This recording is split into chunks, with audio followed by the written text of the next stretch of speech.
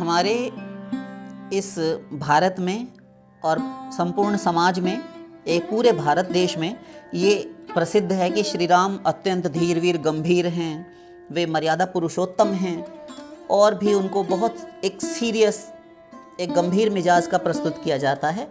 ये ठीक है, वो बात गलत नहीं है, किंतु कौन कहता है कि राम हास्य विनोद नहीं करते, मजाक नहीं करते।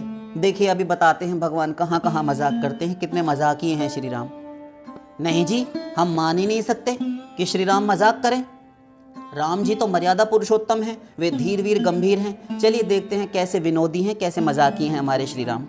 देखिए रामचरितमानस का अरण्य कांड देखते हैं, वहाँ पर क्या हो रहा है। शूर्पणखा आती है और कहती है, देखो युवक, तुम सम पुरुष न मो सम नारी, यह संजोग विधि रचा विचारी।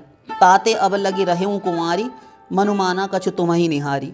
देखूं खोजी लोक तिहु नाही, मम अनुरूप पुरुष जगमाही। तो शूर्पणखा कहती है, तुम्हारे समान ना तो कोई पुरुष है और ना मेरे समान कोई नारी है, स्त्री है, और यह संयोग विधाता ने बहुत सोच विचार कर बनाया है, तो इसीलिए मैं अब तक कुंवारी रही और तुम्हें देखा तो मेरा मन कुछ यहाँ ठहर गया तुम्हें देखकर, और मैंने तीनों लोकों में ढूंढ कर हार गई और मैंने देख लिया कि मेरे समान, मेरे लिए जो मेरे योग्य कोई पुरुष नहीं है संसार में। सीता ही चितई कही प्रभु बाता, अहई कुआर मोर लघु भ्राता। सीता जी की तरफ भगवान ने देखा मुस्कुराकर और कहते हैं कि मेरा जो छोटा भाई है ना लक्ष्मण, वो अभी कुंवारा है, तो वहीं जाकर अपना प्रस्ताव रखो सुंदरी। हाँ और क्या, जब तुम कुंवारी बन रही हो, पहले से विवाहित हो, विधवा हो तो क्या हुआ, पूर्व विवाहिता हो ना, और सफ़ेद झूठ, कोरा झूठ बोल रही हो कि ताते अब लगी रहे हूँ कुंवारी। तो हमने भी मजाक कर दिया। तो लक्ष्मण जी के पास गई तो उन्होंने कहा, हम तो पराधीन हैं। सुंदरी सुन मैं उनकर दासा, पराधीन नहीं तो और सुपासा। मैं तो पराधीन हूँ और पराधीन सपने हो सुख नहीं। मैं तो दिन रात सेवा में लगा रहता हूँ और सेवा करने वाला सेवक होता है। सेवक की जब तुम पत्नी बनोगी, भार्या बनोगी, तो तुम्हें भी दासी बनना पड़ेगा। और वो तुम तीनों लोगों के स्वामी का जो अहंकार है, राजा रावण, उसकी बहन होने के नाते सेवा तुम्हें पसंद नहीं आएगी, क्योंकि जिसको अभिमान होता है सेवा में मक्कारी करता है। सीता जी की सेवा करना पड़ेगा। तो श्री राम तो कौशलपुर के राजा हैं और वे जो कुछ भी करें उनको सब फबता है, जचता है।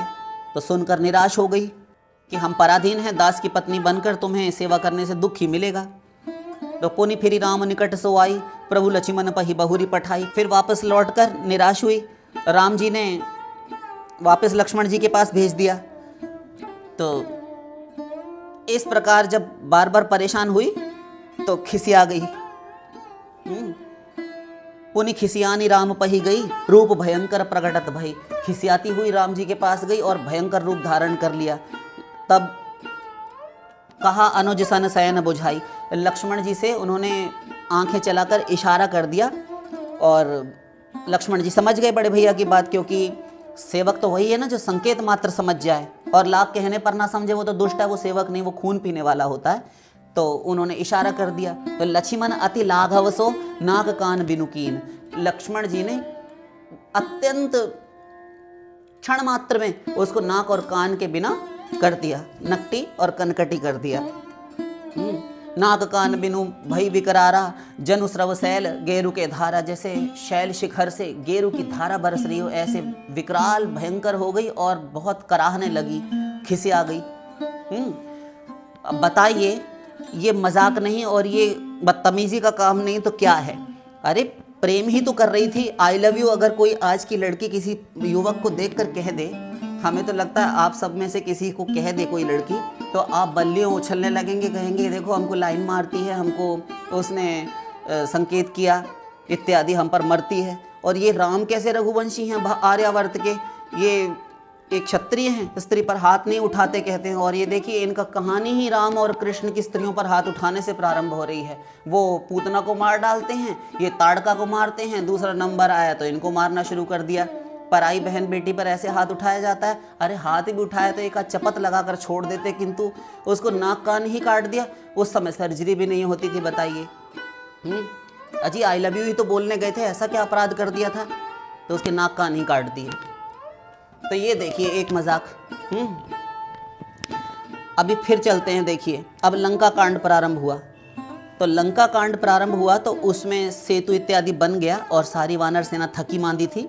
5 दिन 5 रात में अथक परिश्रम करके 100 योजन का 400 कोस विस्तार वाले समुद्र पर उन्होंने सेतु निर्माण किया। तो सब अब सहता रहे थे, थोड़ा रिलैक्स कर रहे थे। तो चंद्रमा आकाश में उदित थे। तो देखिए क्या होता है। तो जब लंका में ये खबर गई कि सिंधु पार सेना सब आई, तो सारी सेना वानर और भालुओं की समुद्र पार करके लंका की ड्योढ़ियों पर आकर बैठ गई है। तब अपशकुन होने लगे और मंदोदरी ने समझाया, रावण को पुत्रों ने समझाया, एक प्रहस्त नाम का पुत्र था उसने समझाया।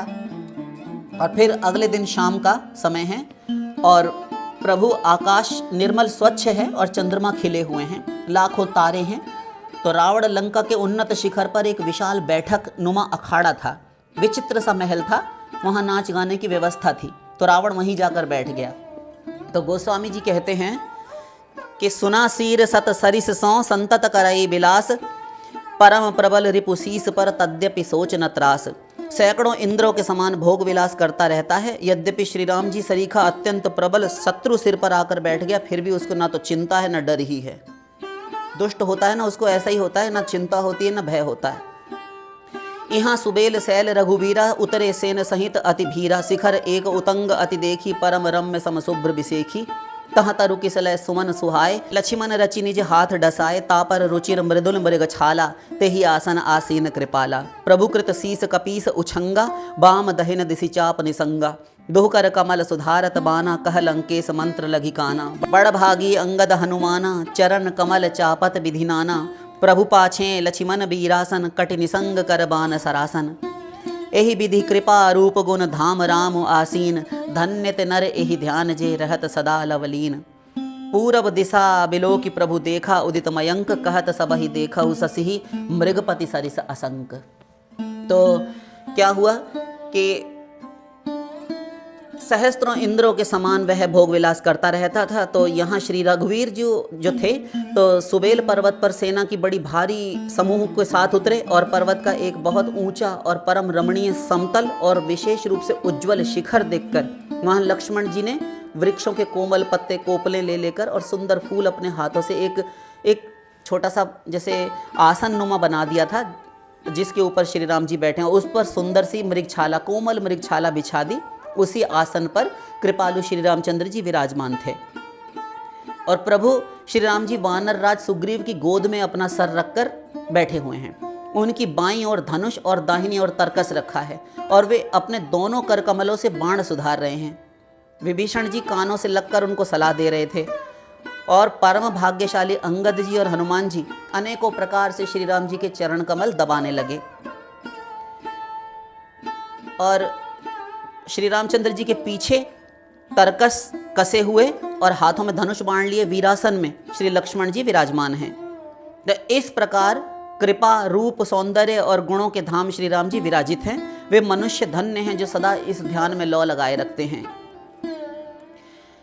इसी समय क्या हुआ कि पूर्व दिशा की ओर देखकर प्रभु श्री राम ने चंद्रमा को उदय हुआ देखा। तब वे सबसे कहने लगे, चंद्रमा को तो देखो कैसा सिंह के समान निडर है, इसे भय नहीं। पूरब दिशि गिरि गुहा निवासी, परम प्रताप तेज बल राशि। मत्त नाग तम कुंभ बिदारी, ससिके हरि गगन बनचारी। बिथुरे नभ मुकुता हलतारा, निशि सुंदरी केर सिंगारा। कह प्रभु शशि महु मेचकताई, कह हुकाह निज निज मति भाई। कह सुग्रीव सुनहु रघुराई, शशि महु प्रकट भूमि के झाई। मारे उराहु शशि कह कोई, उर मह परी श्यामता सोई। को कह जब विधि रति मुख कीना, सार भाग शशिकर हरिलीना। छिद्र सो प्रगट इंदु उर माही, तहि मग देखिए नभ परिछाही। प्रभु कह गरल बंधु शशिकेरा, अति प्रिय निज उर दीन बसेरा। बिस संजुत कर निकर पसारी, जारत बिरहवंत नर नारी। कह हनुमंत सुनहु प्रभु, शशि तुम्हार प्रियदास। तब मूरति विधु उर बसति, सोई श्यामता आभास। तो पूर्व दिशा रूपी पर्वत की गुफा में रहने वाला अत्यंत प्रताप और तेज और बल की राशि यह चंद्रमा रूपी सिंह अंधकार रूपी मतवाले हाथी के मस्तक को विदीर्ण करके आकाश रूपी वन में निर्भय विचर रहा है। ये श्री राम कह रहे हैं। आकाश में बिखरे हुए तारे मोतियों के समान हैं, जो रात्रि रूपी सुंदर स्त्री के श्रृंगार हैं। प्रभु ने कहा, भाइयों अच्छा एक बात बताओ, चंद्रमा में जो ये कालापन है वह क्या है? अब राम जी से ऐसी आप कल्पना उम्मीद करेंगे कि राम भगवान बैठकर ऐसे व्यर्थ समय नष्ट करें? जिनकी पत्नी खोई हुई है वे ये पूछ रहे हैं वानर सेना से, बंदर भालुओं से कि कालापन कैसे है चंद्रमा में। तो ये कालापन क्या है? अपनी अपनी बुद्धि के अनुसार कहु काह निज निज मति भाई, बताइए। तो कहा सुग्रीव सुनहु रघुराई। सुग्रीव जी ने कहा राम जी सुनिए, चंद्रमा में पृथ्वी की छाया दिखाई दे रही है। कोई कहता है कि मारे राहु शशि ही कह कोई कहता है समुद्र मंथन के समय जब भेद खोल दिया था तो राहु ने गुस्से में आकर चंद्रमा की पिटाई कर दी थी, उसे मारा था, तब से वह चोट का काला दाग हृदय पर पड़ा हुआ है। को कह जब विधि रति मुख कीना। तो कोई कहता है कि ब्रह्मा जी ने जब कामदेव की स्त्री रति का मुख बनाया तब उसने चंद्रमा का सार भाग निकाल लिया, जिससे रति का मुख तो परम सुंदर बन गया, परंतु जहां से निकाला उसके लिए हिस्सा वो चंद्रमा के हृदय में छेद हो गया। वही छेद चंद्रमा के हृदय में वर्तमान है, जिसकी राह से आकाश की काली छाया उसमें दिखाई पड़ती है।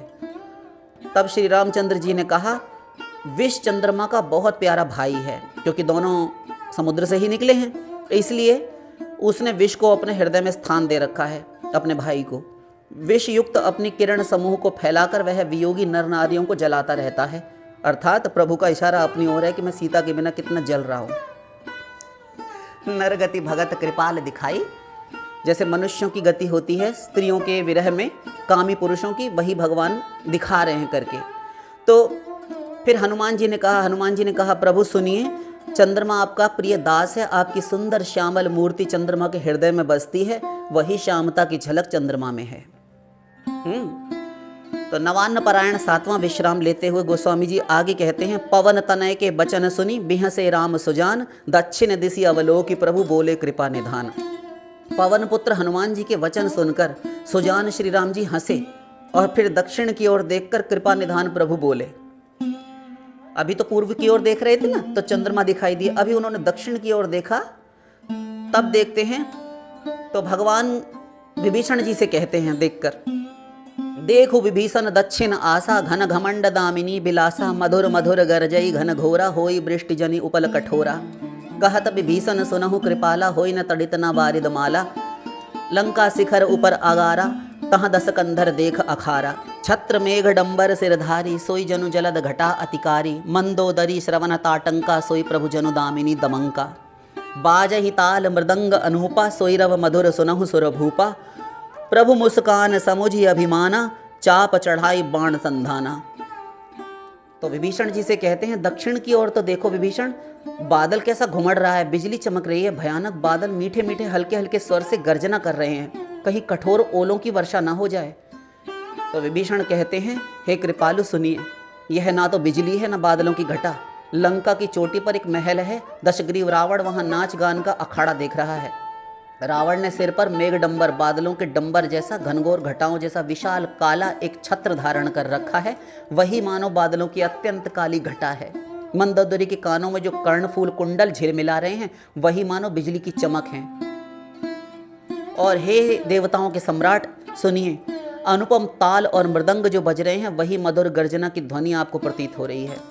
रावण का अभिमान समझकर प्रभु मुस्कुराए और उन्होंने धनुष चढ़ाकर उस पर बाण का संधान किया, चाप चढ़ाई बाण संधाना। छत्र मुकुट ताटंक तब हते एक ही बाण, सबके देखत मही परे मरम न को जान।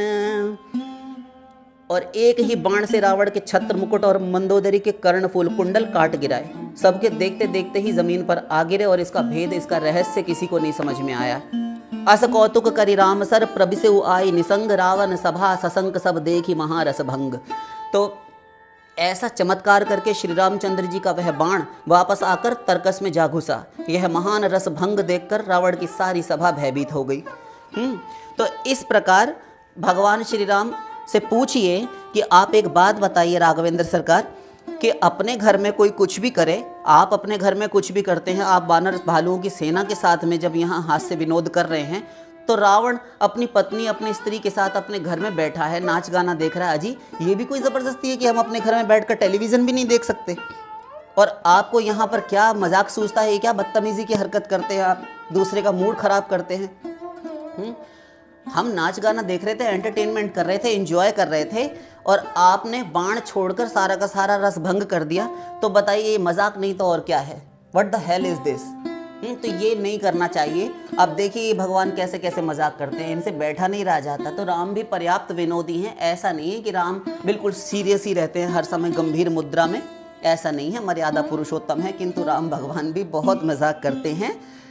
तो आशा करते हैं कि आपको अच्छा लगा होगा राम भगवान का ये विनोदी और चपल स्वभाव। शेष फिर।